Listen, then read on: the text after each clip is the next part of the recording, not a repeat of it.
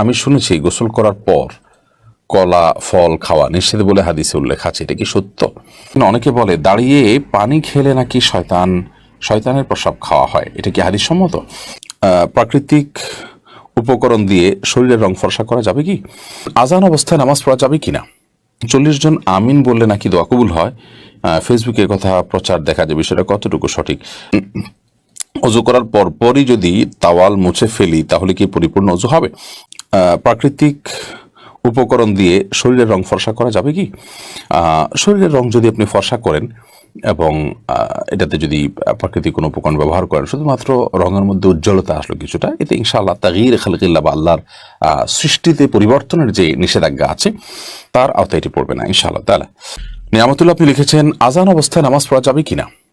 আজান চলাকালীন নামাজ পড়লে কোনো অসুবিধার নামাজ হয়ে যাবে, তবে ধরুন আজান শুরু হয়েছে, তখন আপনি নামাজের নিয়ত না করে আজানের জবাব দিবেন এবং আজানের জবাব দেওয়া শেষ হয়ে গেছে, তারপর আপনি এবার সালাতের নিয়ত করবেন।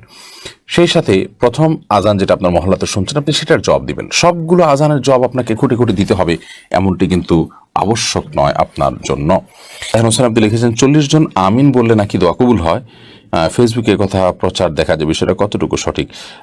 এটা যদি কেউ ফেসবুকে কোনো পোস্ট লিখে বলেন যে 40 জন আমিন বললে কবুল হবে, আপনারা সবাই আমিন আমিন লেখেন, তাহলে হয়তো দোয়া কবুলের চাইতে তার লাইকের পরিমাণ বেশি দরকার, লাইকের দরকারটা বেশি, হয়তো সেই জন্য তিনি হয়তো এমনটি করছেন। তা নাহলে এরকম কোনো সংখ্যা ঠিক করে দেয়নি যে কোনো দোয়ার সাথে 40 জন আমিন বললে সেটা কবুল হয়ে যায়।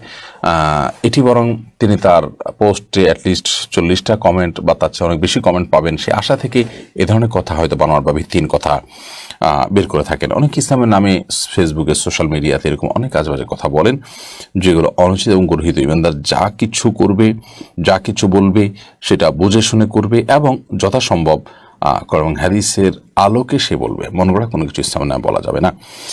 রেহানা আক্তার আপনি লিখেছেন অজু করার পরপরই যদি তাওয়াল মুছে ফেলি তাহলে কি পরিপূর্ণ অজু হবে? অজু করার পরপরে আপনি তাওয়াল মুছে ফেললেন, কোনো অসুবিধা নেই, এতে অজু হয়ে যাবে। আপনার তাওয়াল দিয়ে আপনি মুছে ফেলতে পারেন, গামছা দিয়ে মুছে ফেলতে পারেন, টিস্যু দিয়ে মুছে ফেলতে পারেন, অথবা অজু করার পর আপনি কোনো কিছু দিয়ে মুছে ফেলতে পারেন, জায়েজ আছে। এবং নবী করিম সাল্লাল্লাহু আলাইহি সাল্লামের একটা হাদিস আছে অথবা কোনো একজন সাহেব বর্ণনা করেছেন যে আপনার তার হাত মুখ এগুলো উজু করার পর বা ধোয়ার পর মোছার জন্য একটা ন্যাকড়া ছিল। আবার কোনো কোনো বর্ণনা আছে যে এগুলো উজুর অঙ্গগুলো মানুষের সাক্ষ্য দিবে আল্লাহ তাআলার কাছে কিয়ামতের ময়দানে সে উজু করেছে এই মর্মে। এবং নবী সাল্লাল্লাহু আলাইহি ওয়াসাল্লাম বলেছেন যে এগুলো উজ্জ্বল হতে থাকবে কিয়ামতের ময়দানে, এবং কেউ তার উজ্জ্বলতা বাড়াতে চাইলে সেজন্য বাড়ায়, অর্থাৎ ভালো করে উত্তমরূপে উজু করার মাধ্যমে হাত মুখ চোখ এগুলোকে উজ্জ্বল করে কিয়ামতের ময়দানে যা লাইটের কাজ দিবে, চমৎকার একটা পরিবেশ সেখানে সৃষ্টি হবে।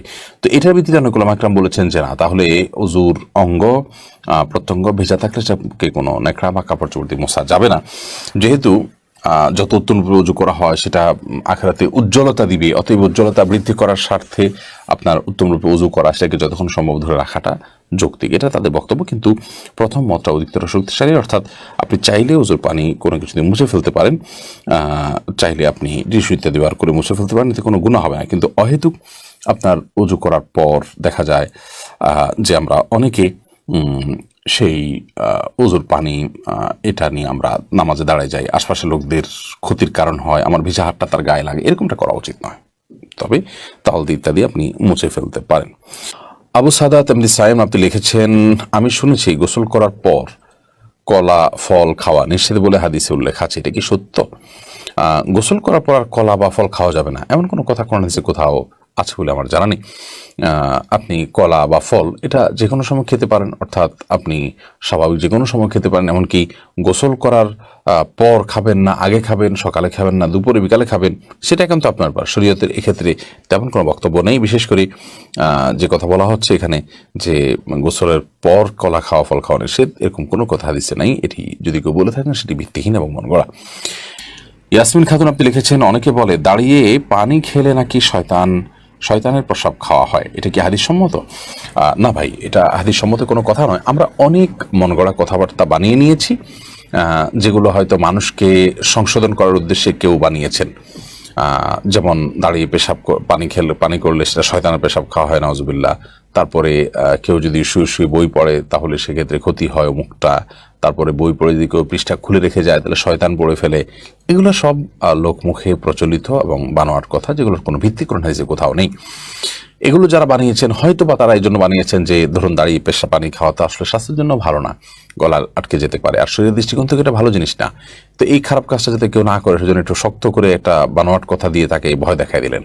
তো এই ধরনের বিষয়গুলো সদুদ্দেশ্য করা হলেও অনুচিত এবং নাজায়েজ। কারণ মান কাযযাবা আলাইয়া মুতাআম্মিদান ফালিয়াতাবাওয়া মাকআদাহু মিনান নার। নবী সাল্লাল্লাহু আলাইহি ওয়াসাল্লাম বলেছেন, আমার নামে যে মিথ্যা কথা বলবে, মিথ্যা কথা রটাবে, সেজন্য তার ঠিকানাকে জাহান্নামে জেনে রাখে। বিধায় এই ধরনের আপনার পানি পান এই ধরনের কথা বলা এটা জায়েজ এবং গুনাহের কথা।